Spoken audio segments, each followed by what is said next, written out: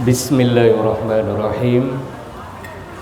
Assalamualaikum warahmatullahi wabarakatuh.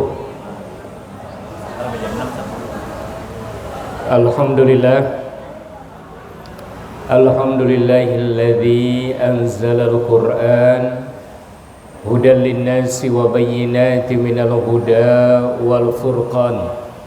Asyhadu an la ilaha illallah wa asyhadu anna Muhammadan abduhu wa rasuluh la nabiyya ba'da.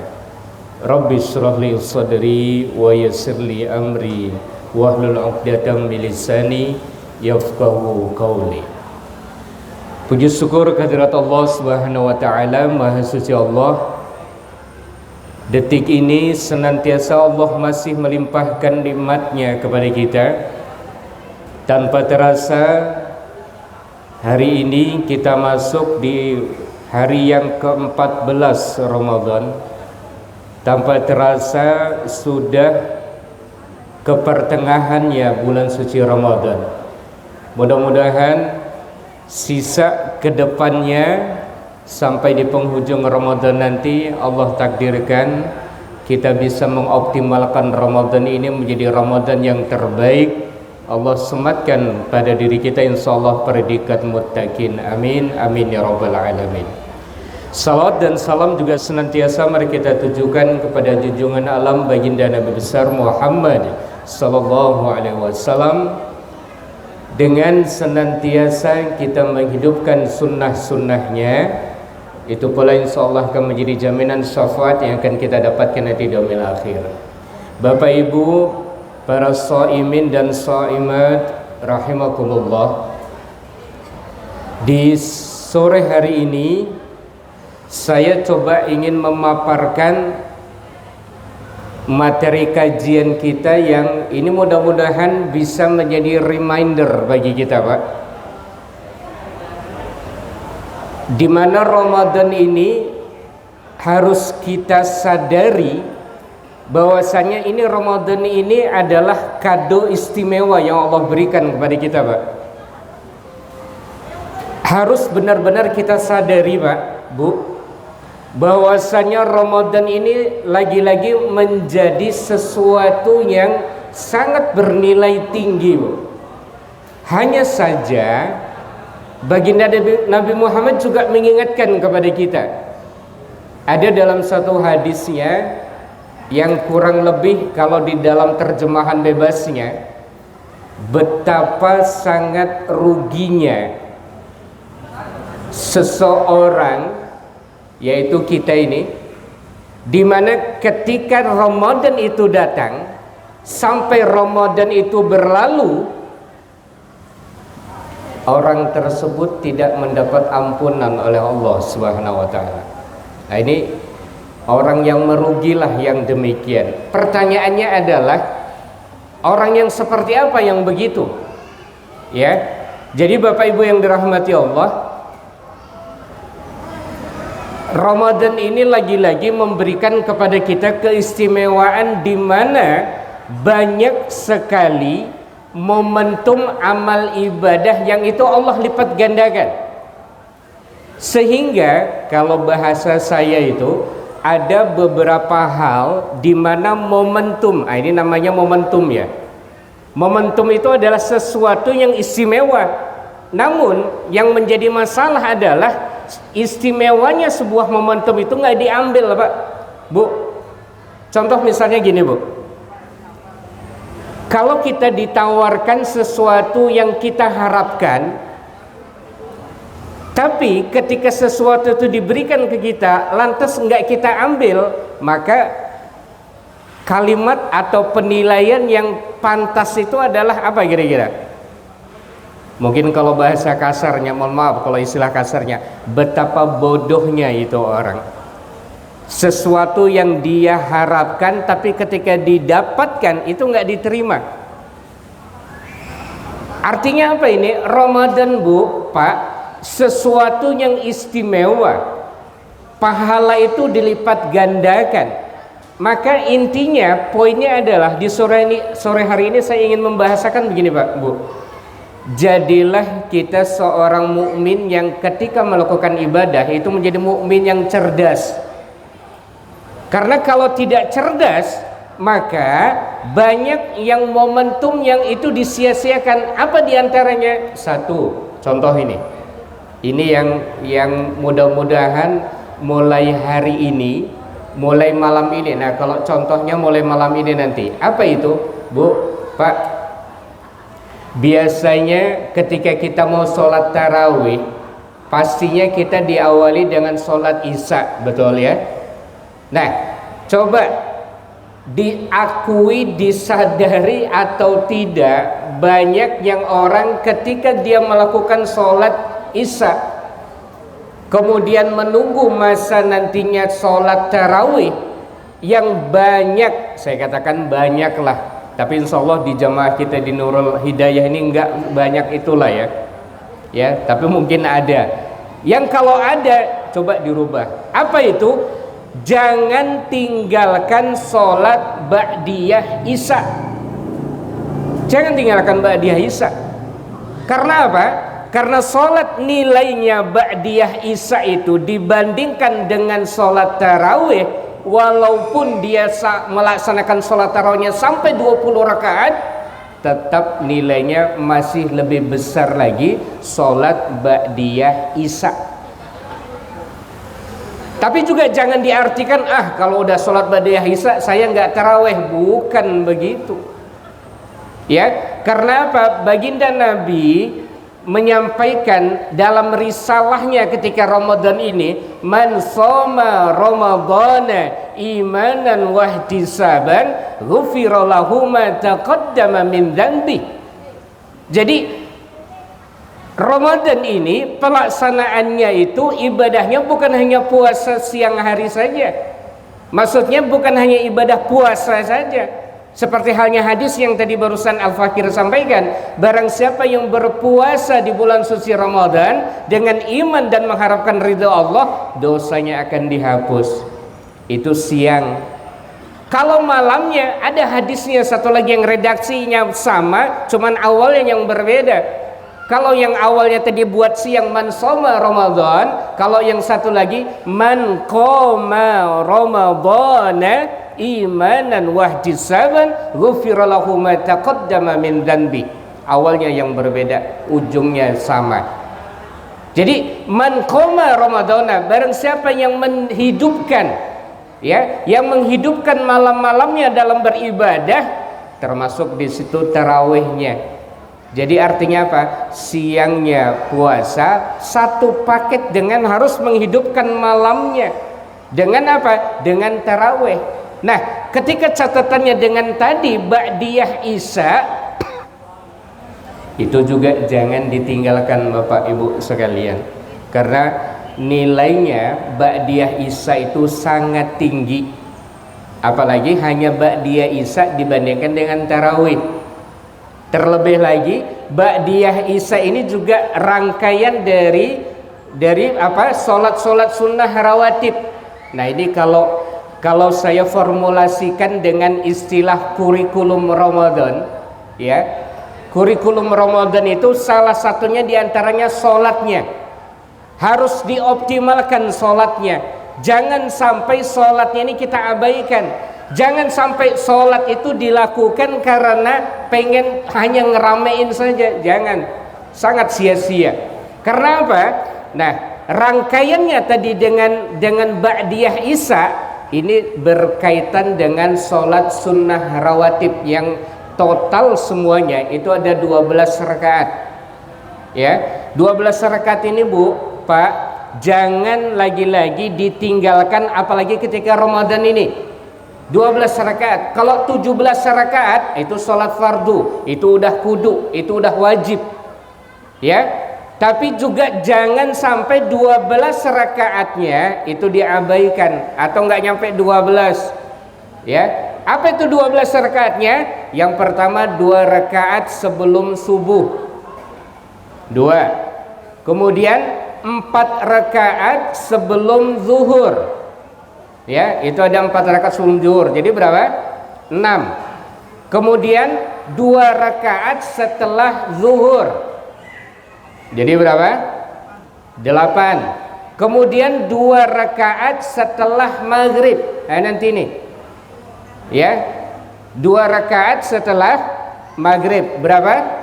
10. Jadi nanti kalau kita setelah kajian ini buka puasa, nanti selesai sholat jangan mikirin ntar buka puasa lanjutan, ntar dulu kejar dulu 2 rakaat ba'diyah maghribnya ya, 10. Baru yang ditutup lagi dengan 2 rakaat setelah isya tadi ya.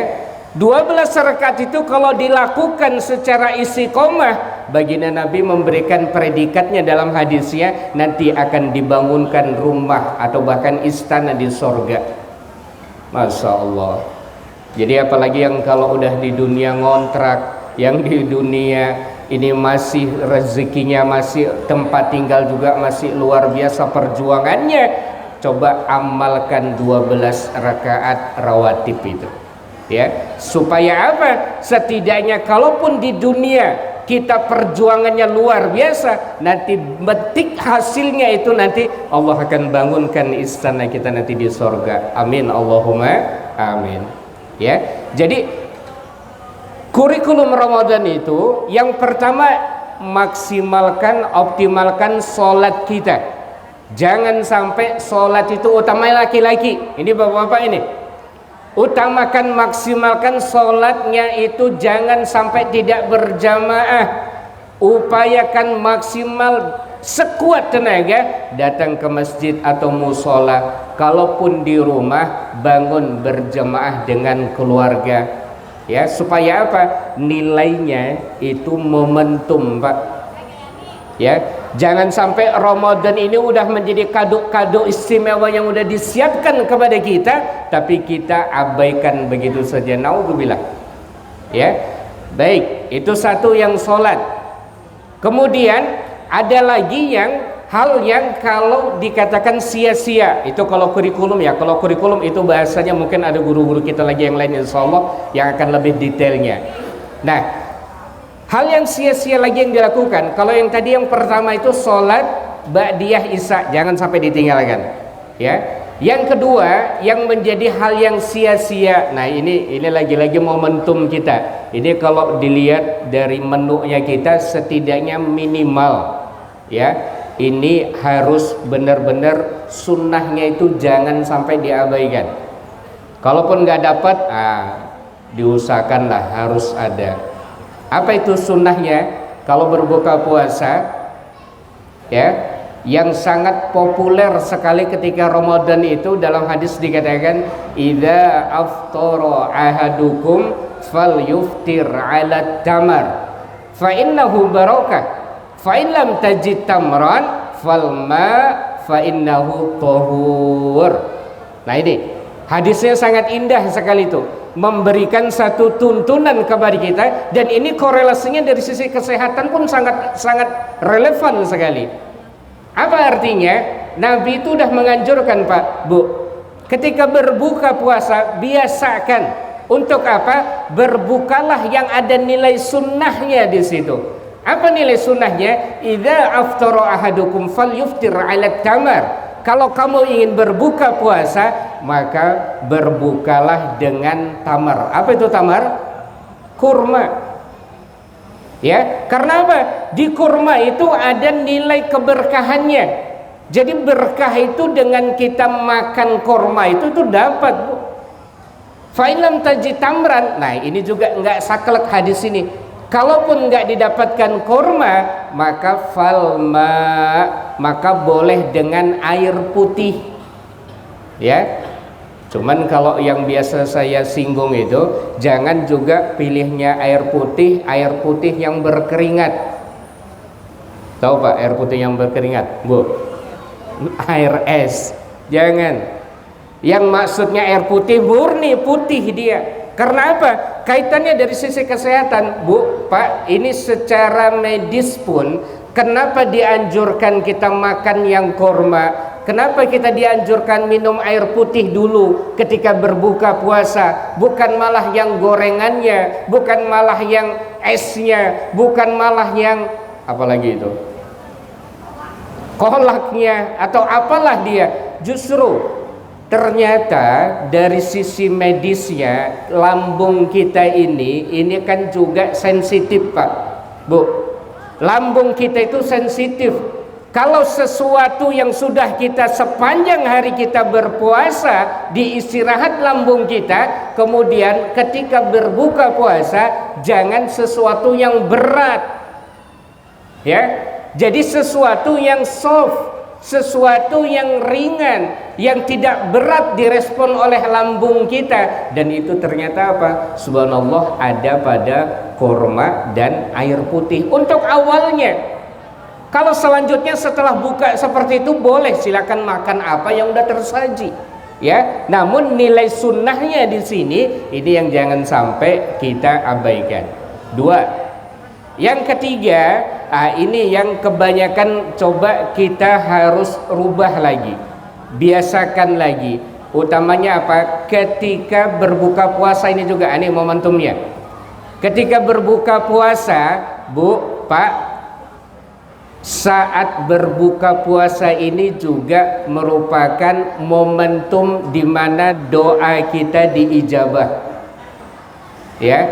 Jadi ketika berlangsungnya kajian ini pun, ketika nanti juga detik-detik jelang beduk maghrib pun, itu adalah fase timing waktu di mana Allah akan ijabah apa yang menjadi hajat yang kita hajatkan, apa yang menjadi doa kita, ya. Makanya kita jangan disibukkan dengan sesuatu perkara yang justru sia-sia. Kalaupun misalnya, ini mohon maaf lahir batin, ibu-ibu ketika di rumah misalkan pas waktu jelang berbuka ini menyiapkan segala sesuatunya, ya, itu juga ibadah, Bu. Itu juga punya nilai ibadah, dan itu juga bisa dinilai zikir, asalkan apa? Yang dibuat itu benar-benar mengharapkan ridhonya Allah. Jangan pakai kesel, ya. Jangan ditambahin rasa dongkol karena ini kok, itu kok, apalah gitu kan. Jangan, ya. Niatkan mengharapkan ridho Allah, menyajikan menu iftar atau berbuka puasa untuk keluarga di rumah mengharapkan ridho Allah. Nah, itu jihad, Bu.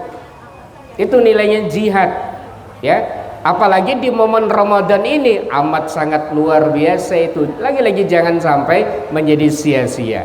Nah, kemudian hal yang menjadikan kebiasaan lagi-lagi bagi diri kita ini ketika Ramadan ini, hal yang kategorinya ini jadi sia-sia ini, apa itu? Nah, ini juga biasanya termasuk dalam kategori dalam kurikulum Ramadan biasanya. Apa itu?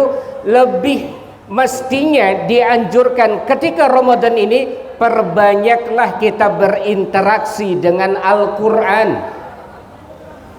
Perbanyak kita berinteraksi dengan Al-Quran, minimal baca saja. Ini hebatnya Al-Quran, ini hebatnya risalah dengan Al-Quran ini. Apa itu? Syafaatnya Al-Quran itu akan didapatkan, itu bukan saja kepada mereka yang hafal Quran, tidak, ya. Ternyata juga syafaat itu Al-Quran bisa didapatkan kepada orang yang hanya membaca saja. Hanya membaca saja. Makanya dalam hadis Nabi, Iqra'ul Qur'an fa innahu ya'ti yaumal qiyamah syafi'an li ashabi. Yang artinya, bacalah Al-Quran. Redaksinya itu bacalah, Bu. Hanya membaca. Alhamdulillahnya hanya membaca. Coba kalau di redaksinya itu hafallah Al-Quran. Aduh, repot kita, Bu. Untungnya risalah Islam kita ini enggak memberatkan kepada kita. Jadi kalau Al-Quran itu hanya membacanya saja itu memberikan syafaat, jadi apalagi yang kita tunggu gitu, Bu. Ramadan ini adalah momentum di mana kita itu diberikan banyak keistimewaan. Karenanya, Bu, Pak, kalau udah diberikan keistimewaan lantas tidak dipergunakan keistimewaan itu, tidak dimaksimalkan momentum itu dengan sebaiknya, maka dengan cara apa lagi? untuk kita itu bisa diselamatkan. Padahal kita pengen masuk surga kan gitu. Kita ini semua kan kalau ditanya mau masuk surga pastilah nggak bakalan, nggak ada yang mau masuk, dan nggak ada yang cita-citanya saya pengen masuk neraka jahanam. Nggak bakalan. Walaupun ada syair Abu Nawas yang mengatakan aku nggak kuasa, ya, aku nggak pantas masuk ke dalam surga, tapi aku juga nggak kuasa menahan panasnya api neraka. Itu hanya kiasan. Pelajarannya adalah jadilah kita pribadi yang muttaqin, karena Ramadan ini ujungnya, goalsnya itu menjadikan la'allakum tattaqun, agar kita menjadi orang yang bertakwa. Jadi lagi-lagi apa? Kembali lagi tadi, kalau poin yang tadi ketiga tadi terkait dengan bacaan Al-Quran, ayo Pak, Bu, jangan sampai kalah Al-Quran dengan gadgetnya kita. Al-Quran sudah disampaikan baginda Nabi bahwasanya dengan Al-Quran yang kita baca akan menjadikan penolong kita, menjadikan syafaat kepada kita yang membacanya. Beda halnya dengan HP. Coba kalau ditanya, Bu, Pak, sehari-hari ini kita kalau mau buka, jujur, banyakan buka HP atau buka Al-Quran? Banyakan buka HP. Kira-kira HP kita nolong kita nggak nanti di barzah, di kubur kita? Hah? Enggak ya? Kalau Al-Quran kira-kira nolong kita nggak nanti di barzah, nanti di kubur kita? Tolong. Jadi mindset kita ini yang juga harus kita buka, Pak, Bu. Ya, baca itu Al-Quran. Baca itu Al-Quran, hanya baca kok kata Nabi, bukan disuruh menghafal. Kita bukan suruh menghafis, menghafal Quran, hafizul Quran. Makna hafiz Quran itu juga bukan hanya menghafal saja, tapi juga bisa menjaga marwahnya Al-Quran, bisa menanamkan nilai-nilai Al-Quran itu dalam pribadi akhlak kita sebagai seorang mukmin. Makanya Ramadan ini lagi-lagi coba upayakan, kan ada kebiasaan yang sudah bertahun-tahun yang kalau menjalankan alhamdulillah istiqomahkan itu. Ketika interaksi dengan Al-Quran kan ada istilah one day one juz, kan gitu ya, satu hari satu juz. Kalau memang bisa seperti itu, alhamdulillah itu akan bisa istiqomah, setiap sebulan sekali dia khatam Quran ya. Kalaupun nggak sanggup, coba minimal setengah apa namanya, setengah lembar ya. Dalam satu halaman itu setengah halaman saja. Kalaupun memang dia tidak bisa, itu bisa nantinya bisa sampai istiqomahnya. Pokoknya berapapun yang dilakukan interaksi dengan Al-Quran silakan lakukan. Nggak usah targetnya harus khataman ya. Kalau memang dia nggak sanggup khataman, semampunya ya. Kalau juga masih belum mampu, kalau kata guru saya begini, Bu, Pak, misalnya kan kita udah ngaji ini, bukan hanya sama saya, sama guru-guru yang lain pun anjurannya pasti sama, baca itu Al-Quran, apalagi ketika Ramadan ini. Tapi kalau momentum Ramadan ini kita masih kurang berinteraksi dengan Al-Quran, saya diajari guru saya gini, Pak, Bu, coba di rumah kita itu ambil Al-Quran, ajak dialog ini Al-Quran ya, ajak dialog ini Al-Quran. Kalau perlu sebelum dialog dipeluk dulu itu Al-Quran, dicium dulu ini Al-Quran. Jangan berpikir itu gila ya, jangan. Justru Al-Quran inilah yang menjadi wasilahnya pertolongan kita nanti di barzah. Justru Al-Quran inilah yang akan menjadi penolong kita, wasilahnya nanti di padang mahsyar nanti. Dan justru Al-Quran ini pula lah yang akan menemani kita sampai menghadap ke Allah. Ya Rabb, kata Al-Quran, aku bersaksi hambamu ini si fulan atau si fulanah dengan amaliyahnya masa hidupnya dia gemar membaca Al-Quran, maka aku mohon kepadamu ya Allah, masukkan hambamu ini ke dalam surgamu. Ini Al-Quran yang sampai sedemikian rupa memperjuangkan kita. Kalau HP kita mah cuman apalagi pas lagi lowbat, habis kuota, aduh, udah yang ada keluhan, masalah dan masalah. Itu gadget, HP. Tapi Al-Quran itu tergantung diri kita, kitalah yang mengendalikannya. Mudah-mudahan Ramadan ini dari rangkaian-rangkaian yang sudah lalu, yang evaluasi kita mungkin kurang, kita perbaiki lagi sampai nanti Ramadan, sampai akhirnya nanti hari ini kita tanamkan, kita azamkan pada diri kita untuk bisa memaksimalkan Ramadan ini supaya benar-benar bukan hanya sekedar ucapan dalam lisan kita, tapi kita wujudkan dalam amaliyah kita. Ramadan ini menjadi Ramadan yang terbaik bagi kita, yang insya Allah Allah takdirkan juga kita dipertemukan kembali pada Ramadan di tahun berikutnya. Amin, amin ya rabbal alamin. Dari saya mohon maaf atas segala khilaf dan kekurangannya.